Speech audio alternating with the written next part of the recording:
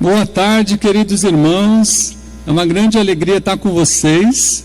Pena que não presencialmente, mas Deus nos une, né, utilizando essa tecnologia.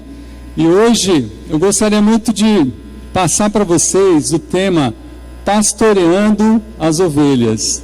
Todos nós somos ovelhas, mas nós precisamos buscar o coração de Jesus Cristo, que é um coração de cuidado, de pastor e zelo pelos seus filhos queridos. Então vamos orar nessa tarde. Maravilhoso Deus, eu quero tanto exaltar o Senhor, o seu poder e o seu nome, a sua santidade. E como, Pai, o Senhor tem demonstrado, Pai, todos os dias, um amor verdadeiro e genuíno por cada um de nós. Pai, muito obrigado porque Jesus, Ele é o bom pastor e nós queremos aprender muito com o coração de Jesus Cristo e queremos também cuidar dos nossos queridos irmãos que o Senhor colocou aos nossos cuidados. Pai, muito obrigado que não há nenhum obstáculo, que o Senhor é capaz de transpor qualquer barreira para que o amor e a comunicação cheguem aos corações de cada um dos nossos irmãos. Eu te agradeço no nome santo do Senhor Jesus Cristo. Amém. O pastoreio era muito comum desde a antiguidade, desde a Mesopotâmia até o Império Romano. As ovelhas, com os seus gados, eram utilizados para a carne, para a lã e também o leite. O leite, ele era utilizado para fazer queijos e coalhadas. Então as pessoas se beneficiavam muito das ovelhas e eu pensava que muitos pastores eram nômades, mas na verdade a minoria deles eram nômades e poucos praticavam a transumância. O que é a transumância? Quando levavam as ovelhas das pastagens dos lugares mais baixos até os lugares mais altos das montanhas. E quais que eram as funções dos pastores? Os pastores levavam as ovelhas para terem alimento e terem água. Então os pastores, eles tinham um cuidado tão grande que antes eles vistoriavam os pastos para ver se não tinha nenhuma erva daninha para que as ovelhas comessem e pudessem morrer. Algumas ovelhas, elas eram mais ansiosas e aflitas e algumas ovelhas comiam demais. O que acontecia quando essas ovelhas comiam demais? Muitas poderiam até mesmo cair e não conseguir se levantar, e as ovelhas poderiam morrer por asfixia. Por isso, os pastores andavam pelos campos para cuidar das ovelhas. Nós, como pastores, também devemos levar as ovelhas para o alimento, que é para Jesus Cristo, né? Como fala em João 6,35, eu sou o pão da vida. Jesus também é a água viva, e os pastores levavam as suas ovelhas para as águas. Geralmente levavam próximos de riachos, onde tinham correntezas. Eles precisavam tomar todo o cuidado para que as ovelhas não se afogassem. E também, algumas vezes, faziam algumas represas para que elas não se afogassem. Jesus, João 4,14, a água viva. Então nós, como pastores, também somos responsáveis para levar as nossas ovelhas até Jesus Cristo, ao pão e à água viva. No momento mais quente do dia, que era por volta de meio-dia, os pastores também levavam as ovelhas para o descanso, para o refrigério, para o momento de sombra. Assim como fala em Salmo 23, versículo 2, o Senhor me leva a lugares tranquilos para repousar. Nós, como cuidadores, também nesse momento tão difícil que nós estamos vivendo, onde há tantos estímulos negativos, que na verdade não são informações, é tão importante a gente levar as nossas ovelhas com mensagem de encorajamento, para que elas possam descansar na palavra de Deus. Uma outra função dos pastores era levar proteção, e essa proteção era contra os animais selvagens e era contra também os ladrões e assaltantes. Depois, como vocês vão poder ver na foto, eram criado o redil ou o aprisco. O que era o redil ou o aprisco? era um lugar que só tinha uma entrada pela porta, que era cercado por muros de pedras, e as ovelhas poderiam ficar mais seguras nesse local. Acontece que algumas vezes à noite, se os pastores não estivessem tomando conta, os ladrões poderiam vir e roubar as ovelhas. Mas é tão interessante que até mesmo o cheiro do pastor afastava os lobos selvagens. Então, por causa do cheiro, muitos não se aproximavam, porque sabiam que havia um pastor que estava por perto cuidando. Uma outra função também dos pastores era manter um registro cuidadoso. Então, todas as vezes que eles saíam e voltavam dos pastos, na hora de entrar no redil, o pastor colocava o cajado e contava uma por uma para ver se nenhuma delas havia se perdido. É o que Jesus nos ensina em Lucas 15, versículo 4, que havia 99 porque uma havia se perdido. E o coração do pastor, que sabia o nome de cada um, era ir atrás com amor para trazer a sua ovelha de volta. E a última função dos pastores era uma atenção especial, era um cuidado especial com algumas ovelhas em situações diferenciadas, como no caso, quando as ovelhas estavam prestes a dar à luz. Então, olha quantas coisas maravilhosas Deus nos inspira hoje à tarde, para pensarmos em sermos instrumentos de proteção e de cuidados especiais para as nossas ovelhas. E quem eram esses pastores? A maioria deles não era de famílias ricas, como Jó, que tinha empregados. E os pastores eram os membros da própria família, como no caso de Labão e como no caso de Jessé. E quem Deus quer que tenha esse coração de pastor? Vamos hoje para as Escrituras Sagradas. Vamos para Ezequiel 34. Versículo de 1 a 4. Veio a mim esta palavra do Senhor: Filho do homem, profetize contra os pastores de Israel. Profetize e diga-lhes: assim diz o soberano, o Senhor: Ai dos pastores de Israel, que só cuidam de si mesmos. Acaso os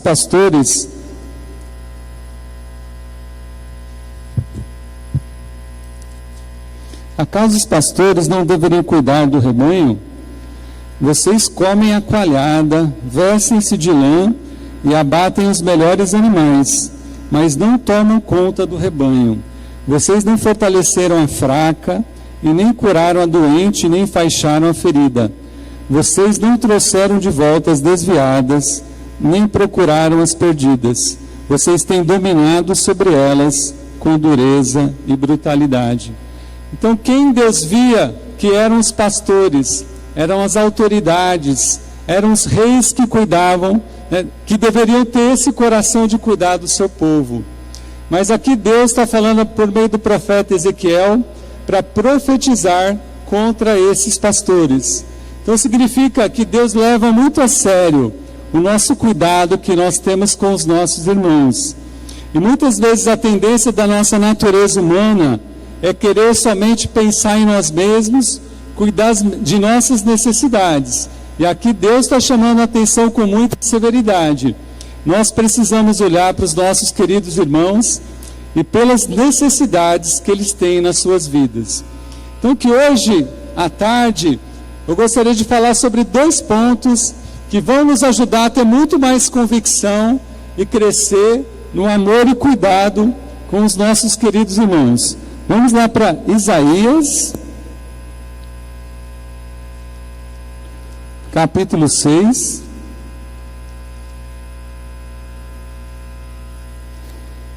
Versículo de 1 a 8.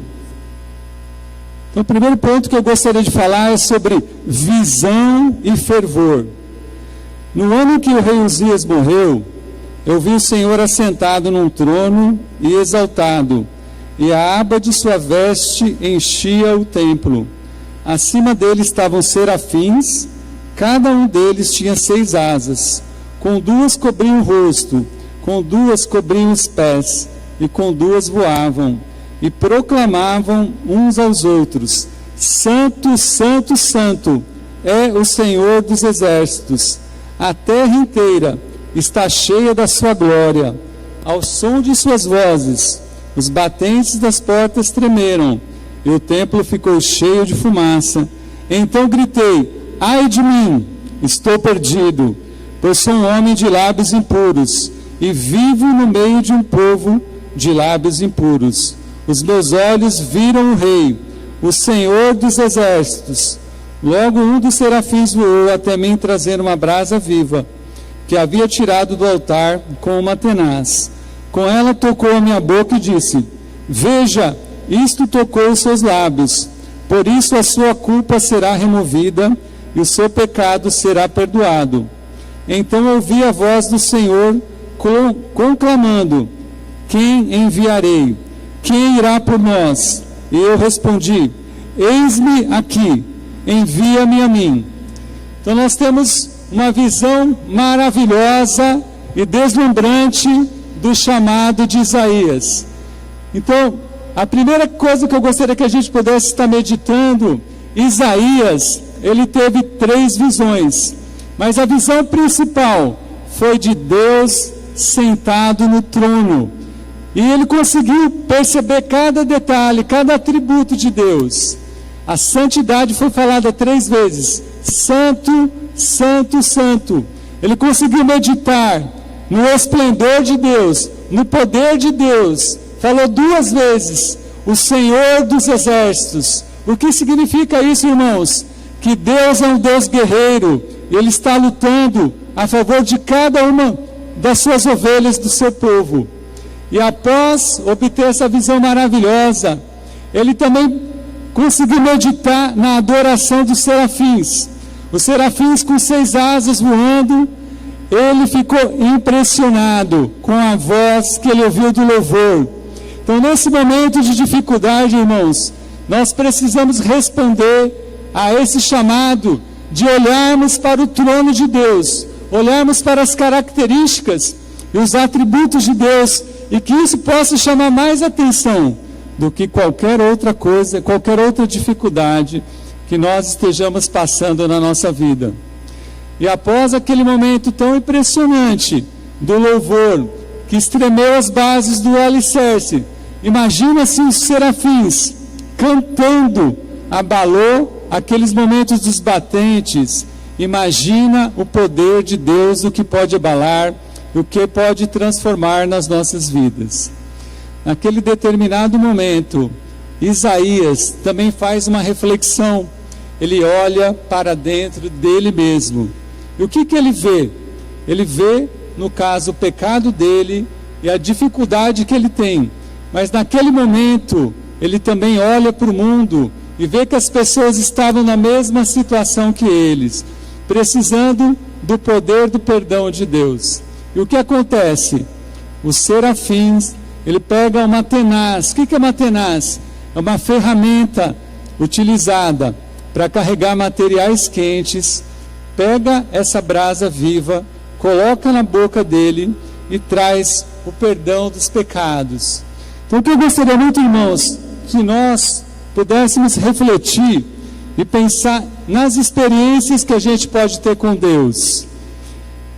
Essa situação que está acontecendo me chamou bastante atenção em como nós precisamos estar preparados com Deus na nossa vida. Se nós lembrarmos da escritura de Lucas 15, do filho pródigo, o filho mais novo, o problema dele não foi ter gastado todo o dinheiro, porque ele poderia ter recuperado esse dinheiro, mas o que ele não esperava, que depois dele ter gasto esse dinheiro, viria uma crise na vida dele.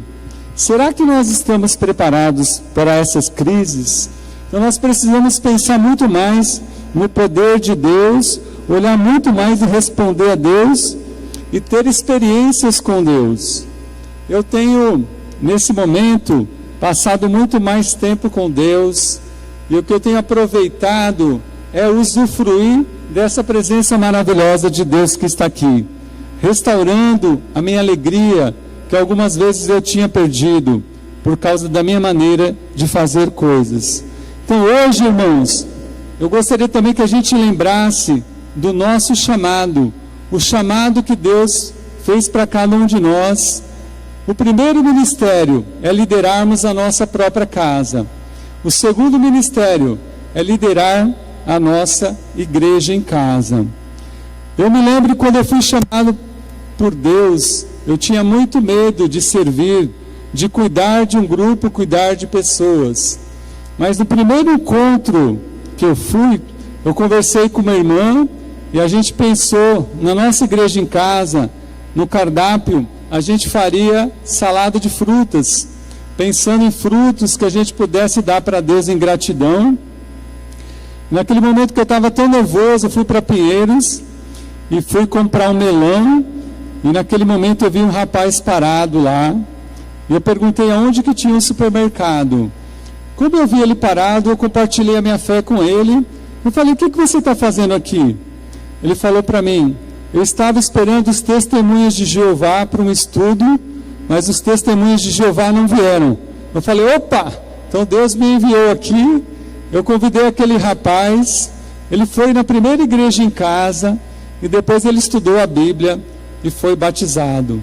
Olha como Deus nos quer encorajar sobre o nosso chamado, a maneira como nós podemos ser úteis. Eu gostaria de encorajar cada um dos irmãos, vamos ter muito mais iniciativa para cuidar e pastorear o nosso grupo.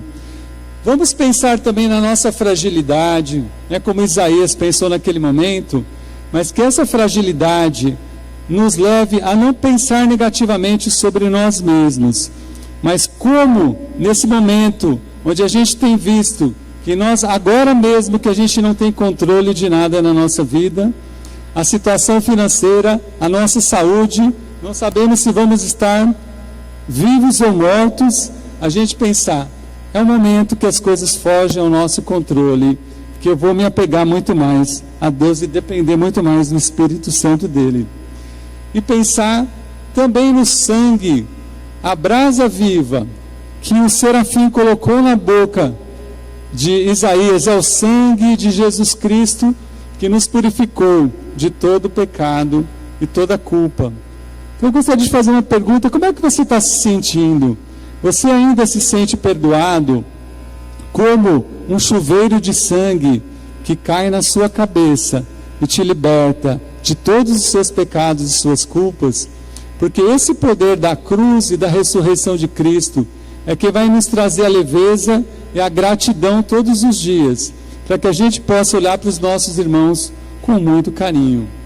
Um outro ponto que eu gostaria de falar é em Provérbios 27, o segundo ponto é conhecer bem as ovelhas, o estado delas e cuidar delas. Vamos lá para Provérbios 27, versículo 23.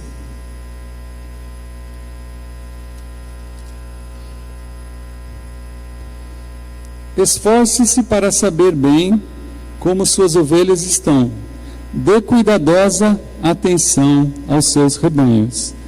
Nós temos também, em outras traduções, João Ferreira de Almeida, procura conhecer o estado das tuas ovelhas. Cuida bem dos teus rebanhos. King James, conhece bem o estado das tuas ovelhas e presta atenção aos seus rebanhos. NTLH, cuide das suas ovelhas e do seu gado o melhor que puder. Então, o que Deus está querendo comunicar com cada um de nós? Que a gente possa pensar muito mais nos nossos irmãos, nas necessidades deles. E fala muito também sobre um esforço. Esse esforço não é algo natural, mas que vale muito a pena a gente dedicar.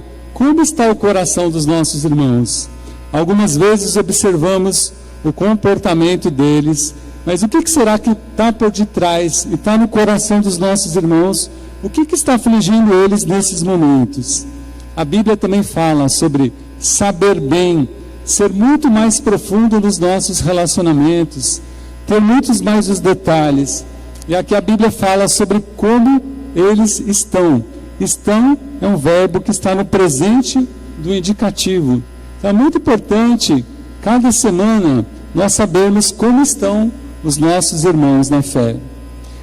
A palavra grega para pastoreio é episcopo, que significa ter consideração, olhar cuidadosamente para as nossas ovelhas. Então, muitas vezes, a gente tem uma tendência a se dispersar, a perder o foco nesses momentos, ouvindo tantas notícias, que a gente possa fazer o melhor para Deus, pois Deus quem nos deu os nossos queridos irmãos. Eu gostaria de deixar alguns conselhos para vocês. Eu sei que a tendência comum é nós mandarmos mensagens por WhatsApp, mas eu gostaria de encorajar cada líder de igreja em casa, toda semana, a fazer uma chamada de vídeo e conversar com cada irmão, para saber como eles estão. Na chamada de vídeo, a gente pode ver os olhos dos nossos irmãos, nós podemos saber como eles estão, e também tem a comunicação verbal, alguma coisa que a gente pode observar.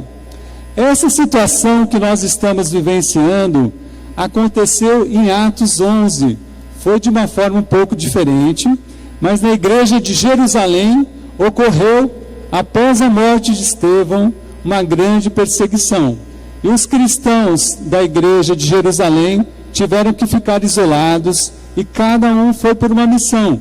Uns foram para a Fenícia, outros foram para lugares mais longe como Chipre, outros foram para Antioquia.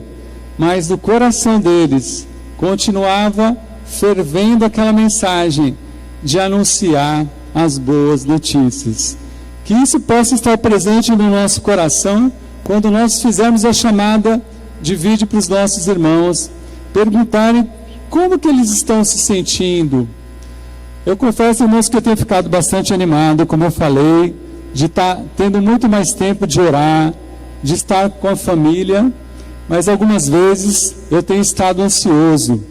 E a minha esposa percebeu isso, falando que eu estava comendo exageradamente, e eu não estava percebendo isso. Então ela me ajudou, e muitas vezes a gente não consegue organizar as nossas ideias.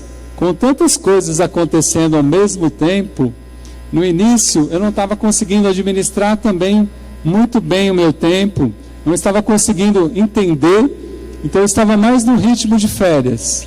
Eu sei que algumas pessoas não estão trabalhando, então elas precisam pensar em como elas podem organizar a mente.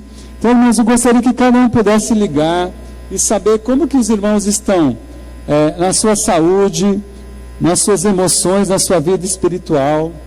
Quem tem conseguido trabalhar dentro, quem tem conseguido trabalhar fora de casa. Quais são essas implicações quando as pessoas estão trabalhando dentro de casa, com as crianças, se está gerando conflitos. No nosso grupo, pelo menos há 4 mulheres que estão trabalhando mais na área da saúde, na frente. Então a gente tem feito orações especiais para que essas irmãs estejam lá sendo bastante protegidas por Deus. Eu vi um vídeo da República Tcheca, em contrapartida com todos os outros países da Europa, a República Tcheca tem diminuído o número de coronavírus, porque lá todas as pessoas estão usando máscara. E eles tiveram um ato de solidariedade, onde pessoas, costureiras, têm feito máscaras em casa e doado para as pessoas. Então precisamos pensar em cada detalhe da vida dos nossos irmãos, como eles estão sendo afetados economicamente. Nessa escritura de Atos 11, o profeta Ágabo, ele também previu que uma grande fome aconteceria lá na região da Judéia, lá no local da região de Jerusalém. Então, além da perseguição que aconteceu, onde os irmãos foram dispersos, houve também fome. E fala que os cristãos de outras partes, como de Antioquia, fizeram ofertas especiais para cuidar dos nossos irmãos. Então, como a gente precisa estar atento para cada detalhe da vida deles. Então, pergunte como eles estão economicamente. Eu sei que pela CLT pode ser reduzido 25% dos salários dos nossos irmãos. Mas eu sei de casos de pessoas jurídicas, de irmãos que eu conversei essa semana, que já foram diminuídos de 30% a 50% do salário. Então, se essa condição continuar, nós precisamos estar sempre atentos aos detalhes e de que maneira que nós vamos poder nos oferecer com solidariedade para chegar perto deles. Um outro conselho que eu gostaria de dar é que a gente fique mais antenado com essas ferramentas tecnológicas. Deus já sabia que ia acontecer tudo isso no mundo. Por isso Deus colocou inteligência nos homens para criar o Zoom, Hangout, Skype, WhatsApp e Discord. Então conversem com as pessoas mais jovens que estão antenadas, para que elas possam ensinar. Já faz 2 semanas que a gente tem feito a nossa reunião de igreja em casa pelo Zoom. Na primeira semana a imagem ficou congelada e falava que duraria 40 minutos, mas durou 1h30. Ontem nós fizemos uma nova reunião, ele durou 40 minutos, mas depois a gente fez uma nova chamada. Então olha só como Deus ele abre as portas por meio do seu Espírito, para que a gente não perca esse coração de união. E a gente também tem a vantagem que a gente não precisa se locomover até a casa das pessoas. Então a gente pode aproveitar melhor o nosso tempo.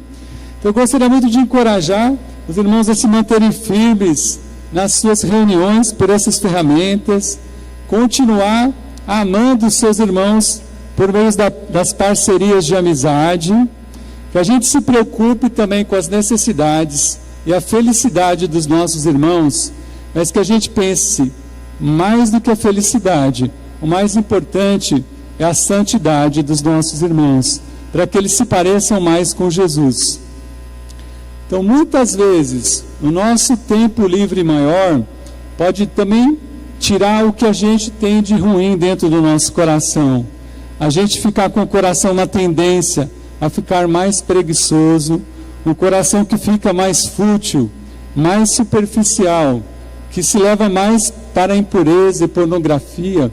Por isso, irmãos, vamos ter conversas profundas dos nossos relacionamentos de parceria, para saber como que está o coração dos nossos irmãos, para a gente fazer uma manutenção. Vamos ajudar a ter uma vida de equilíbrio. Eu sei que a gente pode se divertir, mas Deus preza muito pela santidade do seu povo. Também com essas mudanças de dinâmica de horários, que as famílias possam estar unidas em casa, pregando a palavra para os seus filhos e também fazendo coisas diferentes. Eu fiz ginástica com os meus filhos, com a minha esposa, a gente se exercitou, a gente tem feito jogos, de dama, de ludo, isso tem envolvido. Só que alguma vez, mesmo nos momentos de jogos, eu vi Satanás querendo causar confusão ali no coração por causa de alguns membros da minha família serem mais competitivos. Eu vejo Satanás a todo momento, ele quer tirar o nosso brilho e o poder, mas Jesus é muito mais forte por causa desse coração que ele quer trazer esse espírito de união. Então vamos fazer o nosso melhor também quando a gente passar os comunicados, para que todos os irmãos fiquem sabendo o que está acontecendo. O outro conselho que eu gostaria de dar é que a gente atente, como foi falado lá do pastor, que se atentava para as fêmeas que estavam grávidas, para os nossos cristãos novos. Conversando com um casal, eu percebi a necessidade, porque eles não haviam casado na igreja, de fazer estudos sobre casamento. Então a gente tem que pensar em envolver os outros irmãos da igreja em casa, para que eles possam também participar no cuidado com os cristãos novos. E como a gente viu em Atos 11, nessa missão, onde cada um se espalhou para um local, foi onde em Antioquia os cristãos foram chamados pela primeira vez de cristãos. Eu quero encorajar cada um de vocês com o exemplo da igreja em casa, do ABCD, com o Reginaldo, Flávia, Alexandre e Paula. Eles envolveram todos os membros da igreja em casa no estudo.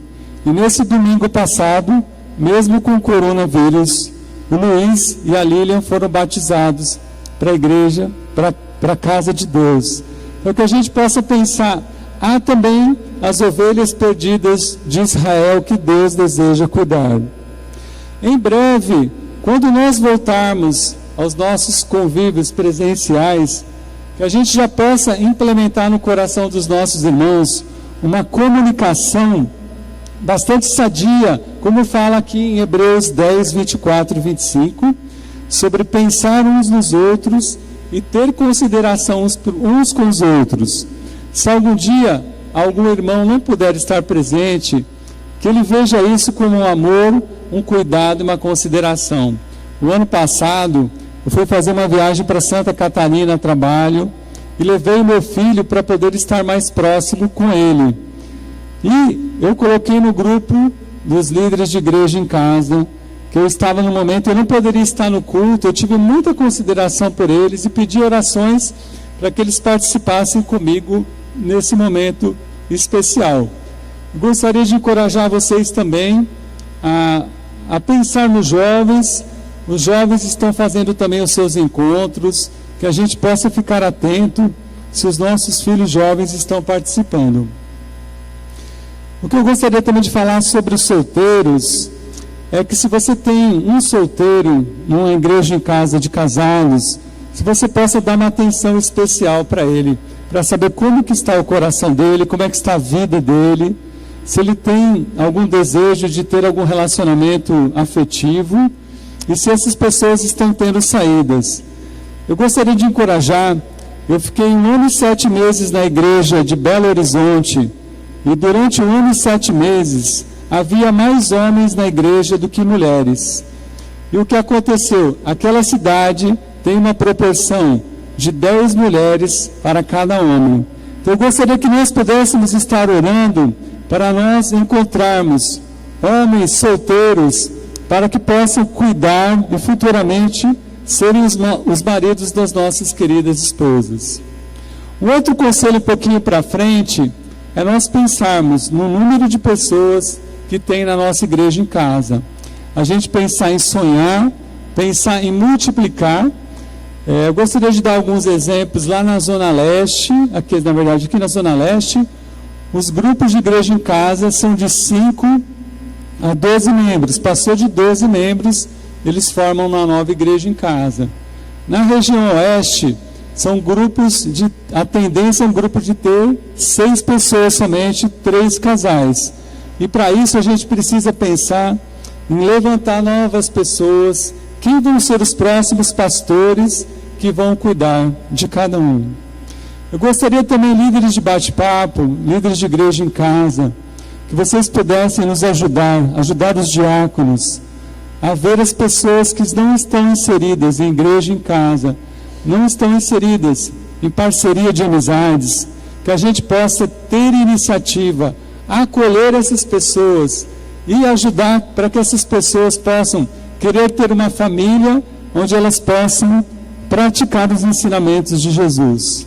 Quando em João 10 fala, eu sou o pastor das ovelhas, eu dou minha vida pelas ovelhas, no capítulo anterior, em João 9, Jesus havia feito a cura de um cego de nascença e ele foi expulso da sinagoga.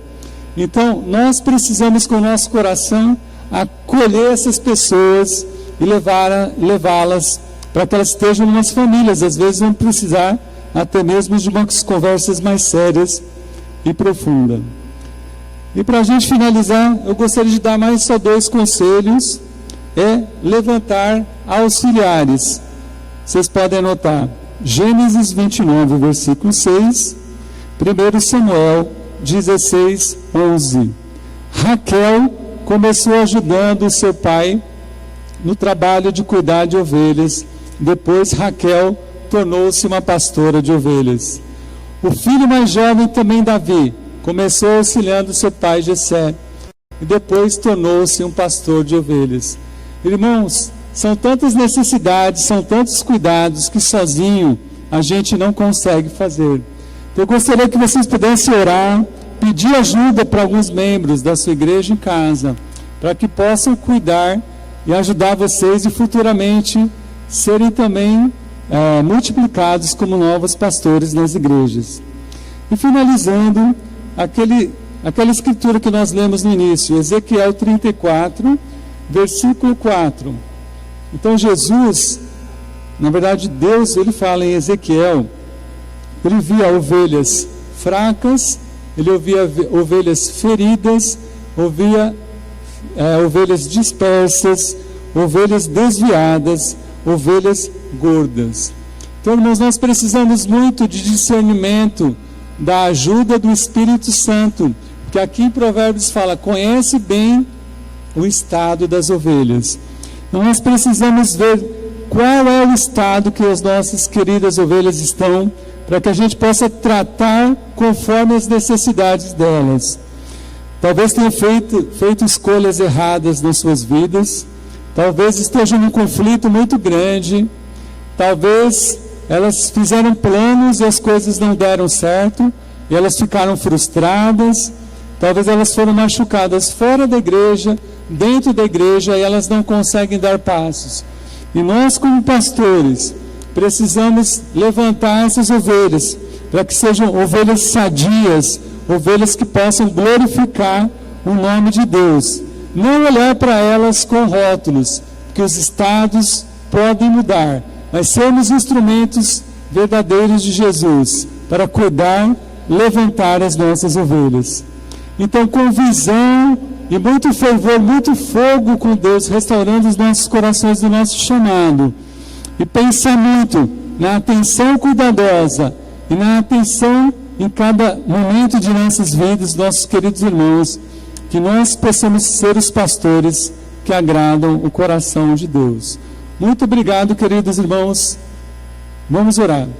Senhor, eu te agradeço, Pai, porque o Senhor nos mostra que o Senhor tem visão por nossas vidas. O Senhor nos chamou, assim como Isaías encorajou. O Senhor tirou, Pai, toda a nossa culpa. O Senhor tirou Pai, todas as amarras que nos prendiam e nos libertou e nos trouxe leveza e alegria, Pai. A gente quer restaurar essa alegria, Pai, esse amor, e que a gente possa, Pai, crescer no cuidado, na atenção, Pai, mesmo nesses momentos difíceis que nós estamos vivendo. Eu tenho visto, Pai, por meio de tudo isso, o Senhor tem derrubado ídolos da correria, ídolos do tempo, ídolos do dinheiro, ídolos do trabalho. E somente no Senhor nós podemos ter segurança, Pai, que a gente possa praticar todos os seus ensinamentos, que nós possamos ser um grupo que se sente cuidado, se sente amado, que, Pai, nós possamos ter iniciativa, amor, Pai, perdoa qualquer coisa que o Senhor vê em nós, que não te agrada, preguiça, Pai, tristeza, desânimo, e coloca-nos, Pai, a restauração da visão do trono do Senhor, que a gente incorpore, Pai, todo esse seu poder, toda essa sua santidade, Pai, e possa derramar na vida de cada um dos nossos irmãos e daqueles que estão por vir. Pai, muito obrigado. Em nome de Jesus eu te agradeço. Amém.